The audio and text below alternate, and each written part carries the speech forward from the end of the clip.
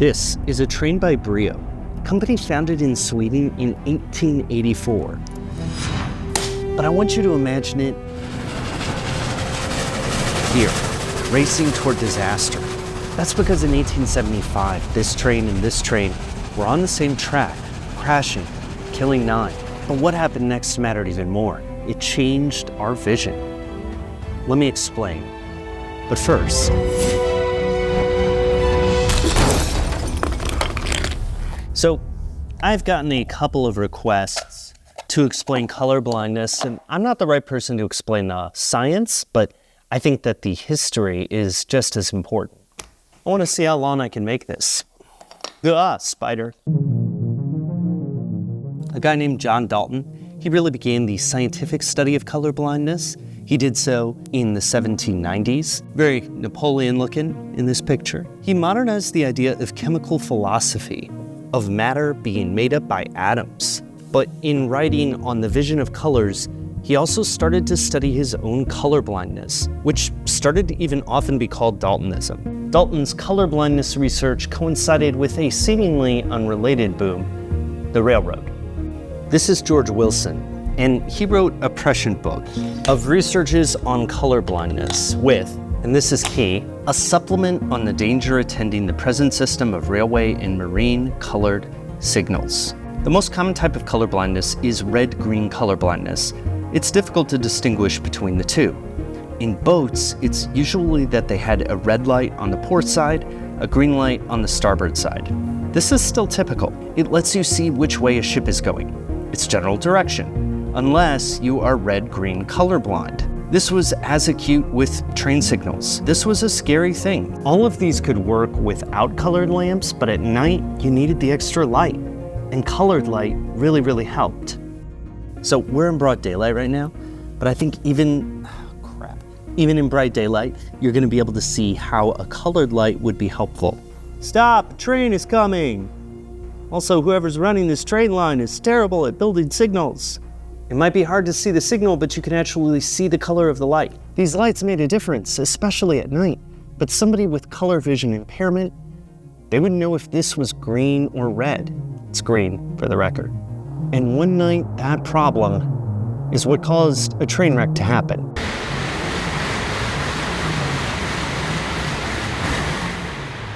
Yeah, that was a genuine reaction. I was filming the vending machines because I was making another video. Yeah. And this train just shot by. And I'm so glad I caught it because the feeling you get when it goes by, I've never experienced anything like that. I wanted to talk to my friend Andy about this for a couple of reasons. He runs this geography-focused channel called Faultline, really beautiful, visually interesting stories. And he did one about the bullet trains in Japan.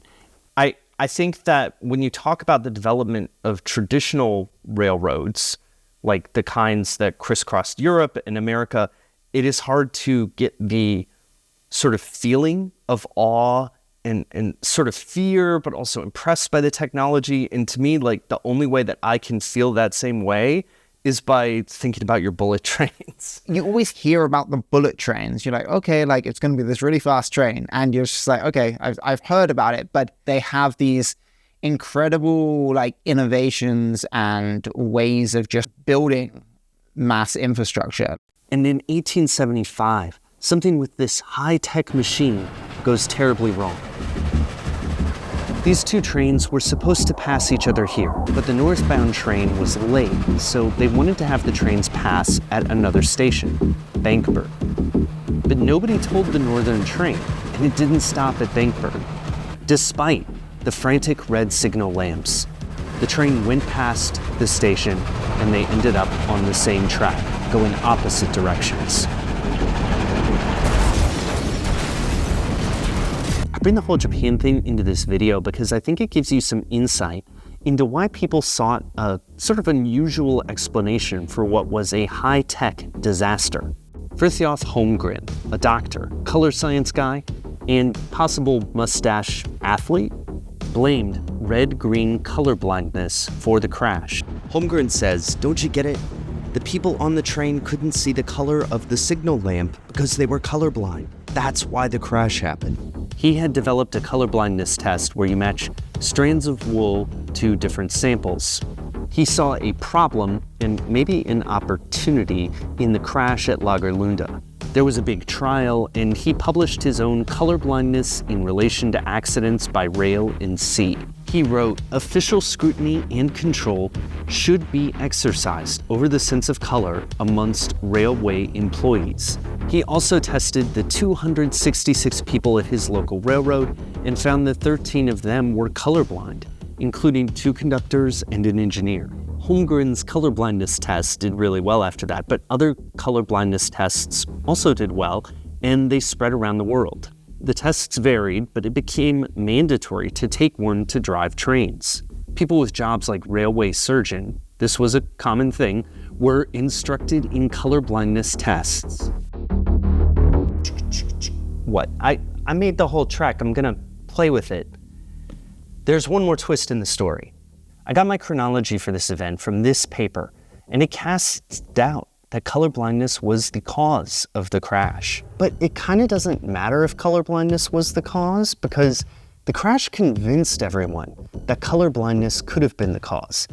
And that was what mattered. The world believed that color perception was important to drive a train. And it probably is, but I would argue that it had a bigger impact than 2 trains crashing. So that was the other reason that I wanted to ask you to talk, was because, is there a more sensitive way to talk about it? I just say I'm colorblind. Can you see this? There is no number here. Come on. That was tricky. See the number? Oh yeah. Like, I was watching it again, and I was just like, I wish I could see this. So I never felt like I was kind of missing out on anything. So I just kind of got through life. And yeah, it was only when I got into a more creative field where I'm tweaking something or working on a color grade. I'm this kind of does need to be spot on. So let me check with somebody. I don't feel uncomfortable talking about it or have any insecurities. I'm just quite fascinated by it. These problems are just so modern, even knowing about it is such a modern thing. It's been invented almost by modernity. No, that makes sense. The things that I do remember that kind of lead into your story, being as a kid being told, at one point I wanted to be a pilot. I don't know, I just thought it would be cool to fly a plane. And I remember very quickly being oh, you can't do that because you're colorblind. Andy, who I talked to, he's kind of a geography explains the world guy. I'm sort of a technology explains the world guy. And I think this shows that colorblindness was highly contingent on the evolution of technology.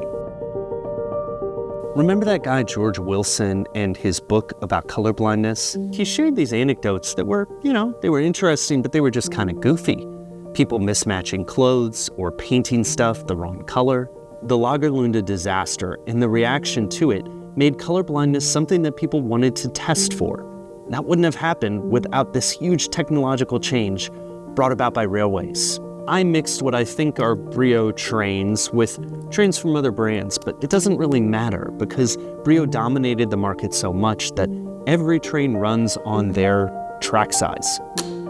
In a way, travel with me for this analogy, but we are all running on the tracks that were laid at Lagerlunda. I think this process is endless. Let me give you one hypothetical. Let's say that VR headsets become a huge thing. Right now, people don't really care about motion sickness that much, but if VR headsets come to dominate, suddenly we'll need a new medical condition to describe exactly what's going on. That is what happened at Lagerlunda.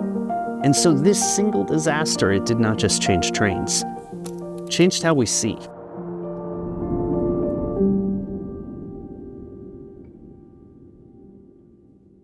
Hey, that is it for this one. Thank you for watching. If you haven't been here before, personal channel, history videos, personal videos, and videos where I play with various toys that I've stolen from my children for the day.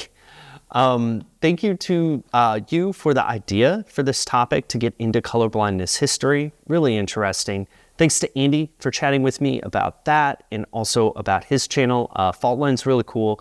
If you haven't seen it before, lots of different topics all over the world. He did one recently about the kind of weird origin of chicken tikka masala as a meal, and it really surprised me. It had a lot of really interesting turns. So There will be a reaction video / commentary up on Patreon. If that's of interest to you, I have that linked below. And otherwise, thanks for watching, and let me know if you have any ideas for future videos or other topics of history that I can delve into. Game for anything, as long as it means that I get to involve a toy. All right, thanks for watching.